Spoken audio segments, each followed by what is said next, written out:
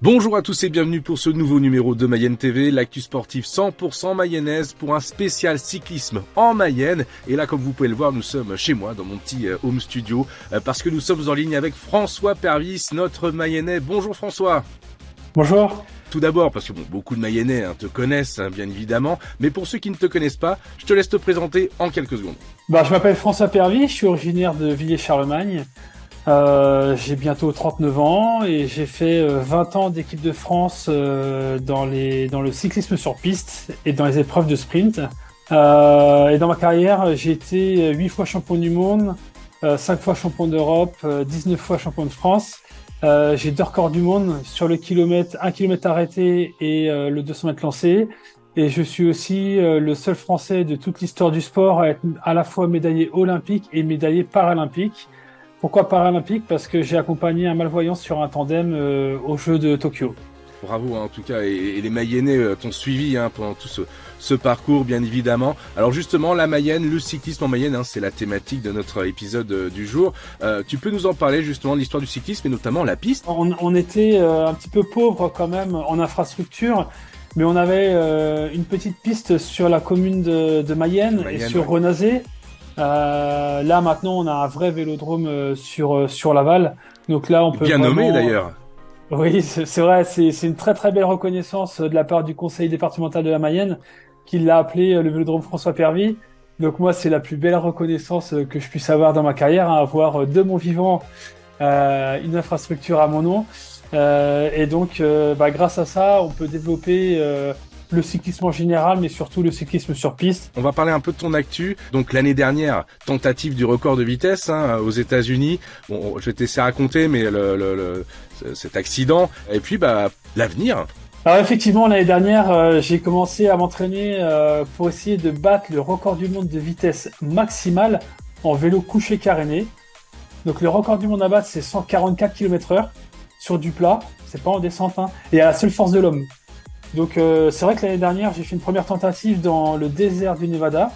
Sur une tentative, mon pneu a éclaté, j'étais à 130 km/h, donc j'ai commencé à glisser sur la route. Et puis ensuite, quand j'ai visité le bas-côté, donc j'ai explosé le vélo, je me suis moi aussi fracturé une vertèbre cervicale et puis j'ai eu une hémorragie pulmonaire. On a arrêté là. Et je fais ça avec l'IUT d'Annecy. C'est eux qui ont construit le vélo, ils sont sur le vélo, sur l'amélioration de vélo depuis 2007. Donc chaque année, il y a 10 nouveaux futurs ingénieurs en génie mécanique qui travaillent sur le vélo. Donc j'y retourne cette année.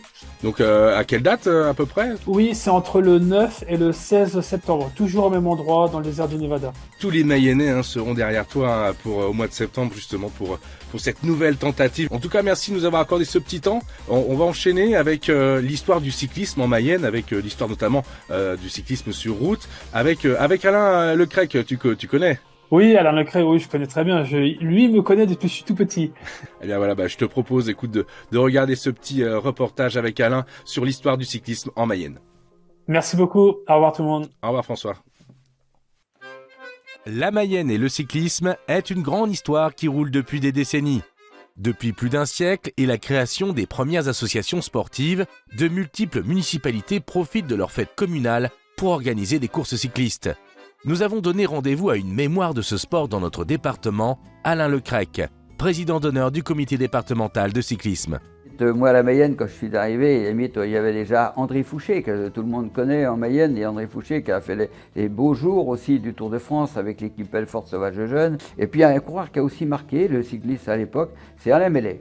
Alain Mellet, qui, disons, a gagné le Midi Libre, a également été le premier vainqueur dans la dernière étape Tour de France sur les Champs-Élysées. Alors Marc et Yvon Badiot, à la limite, et Marc, disons, et Yvon ont été également l'un et l'autre champions de France. Marc a gagné Paris-Roubaix à 3 reprises, 2 fois chez les professionnels, 1 fois chez les amateurs. Que aussi Jackie Durand, que tout le monde connaît aussi, Jackie Durand qui a aussi été 2 fois champion de France, et qui a également remporté pour le prologue du Tour de France le maillot jaune, puisqu'il a gagné le contre-la-montre du prologue. Le Tour de France et la Mayenne, à la limite, il est arrivé, disons, 2 ou 3 fois en Mayenne. Il est arrivé une étape à Mayenne également. Et puis là, il y a 2 ans, donc c'était l'étape, disons, de Laval, le contre-la-montre, qui était très très prisé d'ailleurs.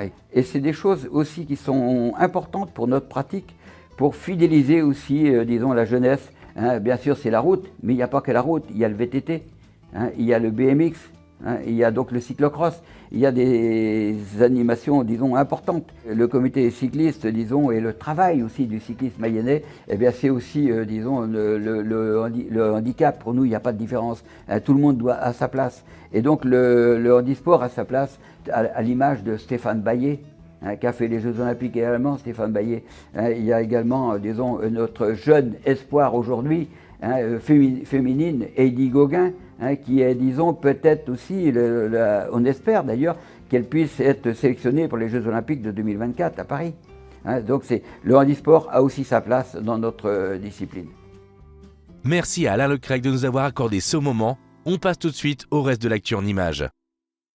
On commence par le football et une magnifique soirée au stade Francis Levasseur samedi soir. Victoire 2-1 du stade Lavallois face à l'AS Saint-Etienne. On écoute la réaction de Dembo Silla. Alors on a fait un bon match dans l'ensemble. On a marqué en premier, ce qui nous a mis dans le match. Et après on a tenu le score jusqu'à la fin du match. C'est incroyable, il y a une osmose, il y a quelque chose qui est entre nous et le public. Tout se passait bien, il y avait de l'ambiance. Et on ne demande que ça jusqu'à la fin de saison.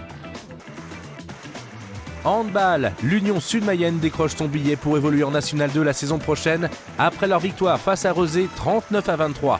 On écoute le coach Alexis Holmé. C'est une vraie satisfaction, c'est un groupe qui a travaillé pour en être à cet objectif aujourd'hui. Pour nos clubs respectifs, que ce soit l'Union Sud-Mayenne Handball ou l'UISRI, c'est une consécration incroyable. Elle est chouette depuis le début de la saison, l'ambiance dans le vestiaire. Ça veut dire que c'est un groupe qui vit les victoires, qui vit les défaites aussi, et je pense que c'est important. Autre montée en National 2, les féminines du tennis de table de Montjean-Laval, qui retrouvera ce championnat la saison prochaine après leur victoire face à Vesoul-Besançon 8-4. En futsal, l'Étoile lavalloise a remporté son dernier match de la saison face à Lille-Mouveau, qu'ils retrouveront samedi à l'Espace Mayenne pour une demi-finale de Coupe de France, avant de les retrouver pour les playoffs du championnat.